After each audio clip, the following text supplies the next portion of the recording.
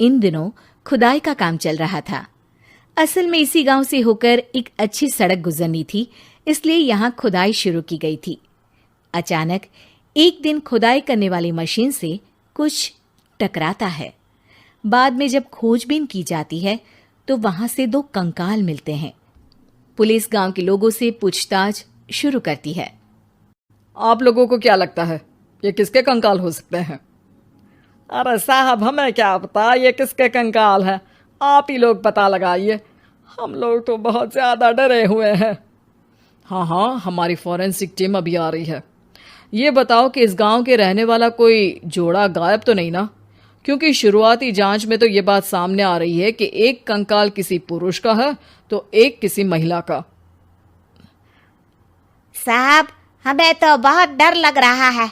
ऐसे कंकाल मिलने का मतलब गांव के आसपास ही किसी की हत्या हुई है या फिर किसी को जलाकर मार डाला गया है। हाँ साहब, हम अपने परिवार को लेकर बहुत ही ज्यादा परेशान हैं। देखिए, आप लोगों की परेशानी हम समझ सकते हैं, लेकिन आप लोगों को पुलिस का सहयोग करना होगा, क्योंकि आपके सहयोग के बगैर हम ये पता नहीं लगा सकते हैं कि आखिर ये किसके कंकाल है और इनकी हत्या किसने की। ठीक है साहब, गांव के लोग आपका पूरा सहयोग करेंगे। हाँ साहब, पूरा सहयोग करेंगे। तो फिर ठीक है, हम अपनी जांच शुरू कर देते हैं। कुछ दिन बाद जांच रिपोर्ट आ जाती है। पता चलता है कि ये कंकाल करीब 20 साल पुराने हैं, यानी 20 साल पहले किसी जोड़े की हत्या कर शव को यहाँ पर दबा दिया गया था। इंस्पेक्टर राघव, ये बताओ कि 20 साल पहले की मर्डर मिस्ट्री क्या अब सुलझ सकती है? हाँ सर, क्यों नहीं। लेकिन अब सबूत और गवाह काफी मिट गए होंगे। मुश्किल तो होगी, लेकिन शायद किसी परिवार को इंसाफ मिल सके। इंस्पेक्टर राघव, आप बिल्कुल सही कह रहे हैं। किसी परिवार को तो इंसाफ मिलेगा ही और किसी को उसके किए की सजा भी मिलेगी। जी सर, मैंने तो जांच शुरू भी कर दी है। 20 साल पहले इस गांव के 2 जोड़े अचानक कहीं गायब हो गए थे। मैंने दोनों ही परिवारों के बाकी के सदस्यों से बातचीत शुरू की तो उन्होंने बताया कि उनके बच्चे शहर गए थे, लेकिन आज तक वापस नहीं लौटे हैं। लेकिन ये दोनों शव किस परिवार के सदस्यों के हैं, ये कैसे पता चल सकेगा?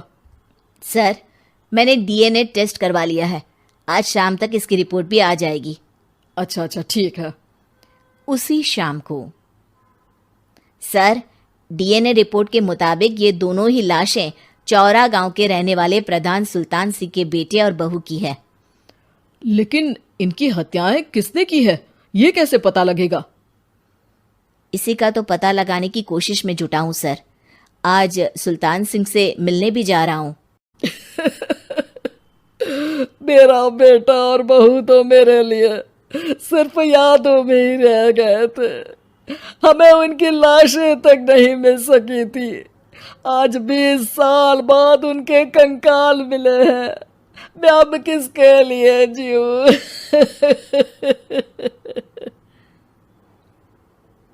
लेकिन सर, क्या आपकी किसी से कोई दुश्मनी थी? अपने बेटे बहू की हत्या के लिए आप किसे जिम्मेदार मान रहे हैं? अब मैं किसका नाम बोलूं? मेरी तो किसी से दुश्मनी नहीं थी, बस मेरे बेटे बहू को कोई वापस ला पाता।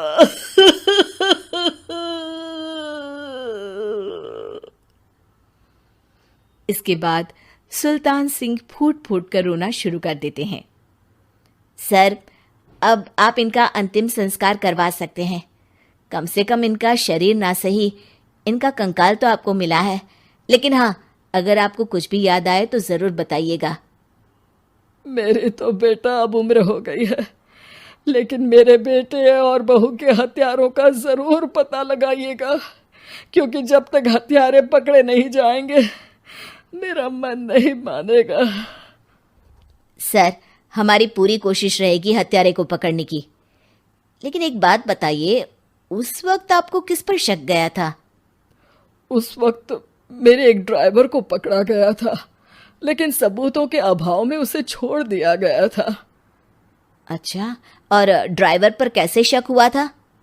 क्योंकि उस दिन ड्राइवर छुट्टी पर था। उस समय लेकिन लाश क्यों नहीं मिल सकी थी? उस वक्त पुलिस ने बहुत कोशिश की थी, लेकिन दोनों की डेड बॉडी नहीं मिल सकी थी।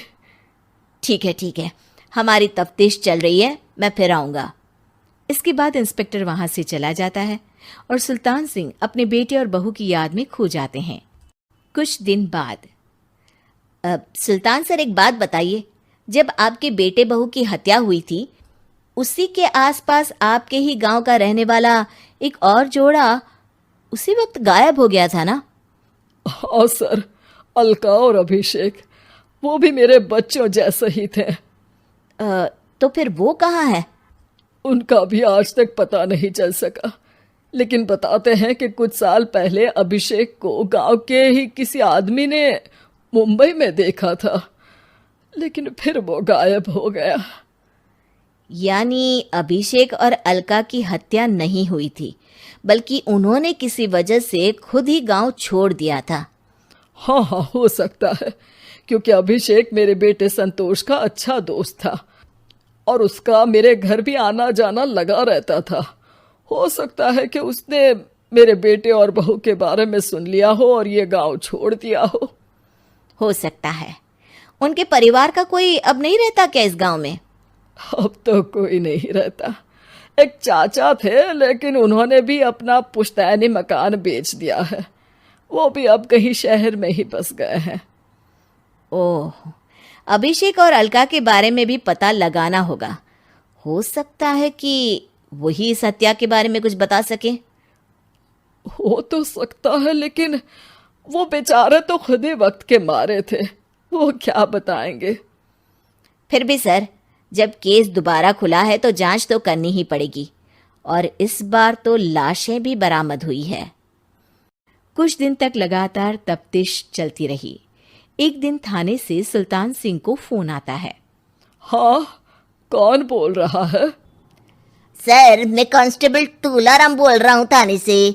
आपको थाने आना पड़ेगा। थाने? लेकिन क्यों?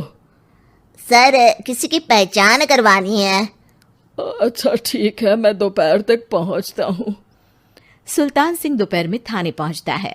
कई पुलिस के अधिकारी वहां मौजूद रहते हैं। सर, आपके बेटे की हत्या का रहस्य आज शायद सुलझ जाए। अच्छा इंस्पेक्टर राघव, पर वो कैसे? सर, उस आदमी को देखिए, क्या वही अभिषेक है? सुल्तान सिंह की आंखों में हैरानी से आंसू आ जाते हैं। हाँ सर, यही अभिषेक है। ये आपको कहाँ से मिला? सिर्फ अभिषेक ही नहीं, बल्कि इसकी पत्नी अलका भी इसके साथ है। मैडम, जरा अभिषेक की पत्नी को लाइए। जैसे ही अलका को पेश किया जाता है, सुल्तान सिंह जमीन पर गिर जाते हैं। सुल्तान सर, क्या हुआ आपको? आप अलका को देखकर गिर क्यों गए? सुल्तान सिंह सर पकड़कर बैठ जाते हैं। ये अलका नहीं, बल्कि ये तो मेरी बहू रितु है। पूरा थाना एक दूसरे का मुंह देखने लगता है। क्या?